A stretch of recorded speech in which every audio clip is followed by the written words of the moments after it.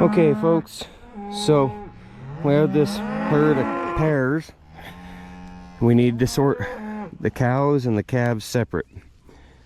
How we like to do it here is we're going to take everything that's in this pen, push them into that pen, and immediately start sorting the cows back. Reason for that is usually cows will sort off of calves easier than calves will sort off of cows, and cows usually want to come directly back to where they just were. So by pushing them in that pen and starting to sort the cows back, they should want to come pretty easy. I'm going to attach the camera to the rail right here and be right back. Okay guys, so I have not watched this footage yet. I'm going to watch it for the first time with you guys and kind of critique myself as I watch it. You see these cows are filtering in here. Camera's a little bit far away. This was with the new camera when I got it. This was the same day that the dogs wore the camera earlier. So it's a little bit too zoomed out, but we should be able to see what's going on good enough. Got these last couple calves trickling in here. One thing a guy on horseback can do is ride right in front of that last bunch of calves if he needed to put the calves in the pen where they were at. In this instance, didn't work that way. We needed them up in the pen that we were pushing them into. So we've got the boss here. She works afoot just as good as a lot of guys do a horseback. She's one of the very few people that I don't mind working in a corral with when she's on foot and I'm a horseback. It works pretty good together. So we're peeling a couple easy ones off right off the top here. You can see that they're a little bit apprehensive. There's no cows in this close pen. These cows do know how to sort off the calves pretty good, so you're going to see a couple times like this where a group of them will come at once, which that's just cows being respectful. You know, they know that they get put in a set of corrals, and that means that they're going to get sorted off their calves. Whether it be for the cow to have vaccinations and get preg checked, or for the calf to have vaccinations or preconditioning, whatever the case may be, this group of cows is pretty gentle, knows the drill. So you can see I'm working up on that far side. My partner here, she's holding the bunch on this side from blowing through the gate. I'll work a couple off the edge real easy and send them. They see the gate. I got a calf I got to get ahead of here. Turn him back, pushing back to the bunch. Hopefully he'll stay up there.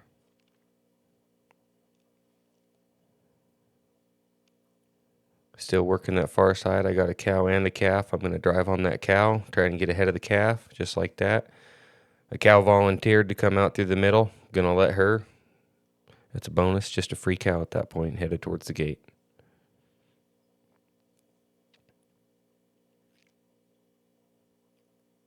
Now you should see, as we get more cows sorted off in this close pen, you'll want to keep an eye on to that left-hand side of the screen. You'll notice a lot more calves wanting to hang out in that corner, and they're just wanting to hang out close to their cows, close to their mothers.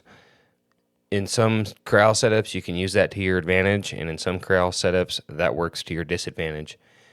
Corrals that are well thought out, it's an advantage, and corrals that were kind of haphazard thrown together, or real old corrals that maybe Mustangers built that weren't designed for cattle, it's probably going to be a disadvantage. This set of corrals, it's a little bit of both, more of an advantage than a disadvantage. I built these set of corrals myself. It's good to have worked a couple years in the set of corrals that I built and be able to critique them now and say, oh, I wish I'd have done this different, or I wish I'd have done that different. These cows are sorting off really good. You can see I'm basically just holding the calves back and letting the cows fall out of that bunch. It's not really a roe deer because it's in a pen, but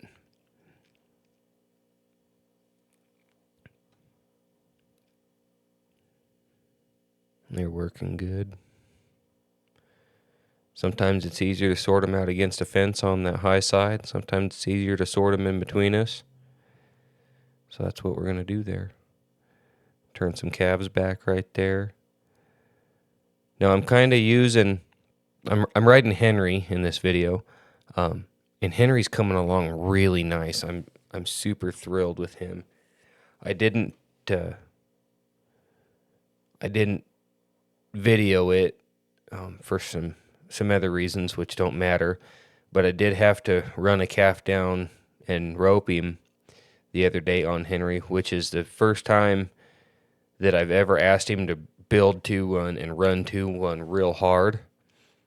So let's see. I'll pause that story. You see, we got a whole bunch of cows and calves mixed right at the gate, so I'm going to back up and take the pressure off so we don't blow these calves through the gate. Boss is going to try and work this one cow out. She gets them separate. I'm going to turn the cow towards the gate. Good teamwork there. As I was saying, it was the first time I had to ask Henry to run really hard to one to rope it. I mean, I've branded up a bunch off him and doctored a few real sick calves off him that he didn't need to run to. And this was a pink eye calf, and for those of you that have doctored pink eye calves on the end of a rope, you know they got full energy and full stamina. And Henry did really well. That calf ducked and dived a couple times and didn't run a straight line by any means. Oh, pushed on him too hard right there. Blew that calf past her. I thought I could make it, and I didn't. That one's on me. But Henry tracked that calf really good, ran me right up to a nice spot and caught him first catch. Didn't have to run him very far. So he's making a really nice horse. And you'll notice every now and then in this video, I'm going to, like right there, stop him and back him. He gets a little chargy and wants to push through the hackamore and pull on my hands. And that stop and back like that, it's a hard, real hard stop with a softening back, almost to where at the end of it, the idea is that the hackamore is working correctly in the sense that I'm just rocking the hackamore on the bridge of his nose, and the knot of my McCarty isn't actually hitting him on the bottom of the chin. And some horses respond really well to that. The blessed horses really do, that are blessed with a good feel and a good mind. And by the end of it, that, to me, when you can ride one and you never really have to bump them with that knot on the bottom, that's when you start talking about sizing down or maybe stepping into the 2-rein. That's just a personal opinion. Guys do it at all different stages. There's not a right or a wrong answer. It depends upon the horse and the cowboy riding them. So you can see I'm working that top side still. On that left side of the screen, you can see I got a pretty good pile of calves hanging on the fence, and you can see the cows hanging right on that fence across from each other. Using that behavior to kind of hold themselves like that can really be helpful, especially if you're ever in a situation where you have to do a job like this alone, because you can try and set yourself up for success knowing, hey, they're going to want to hang in this corner of this set of pins or something like that.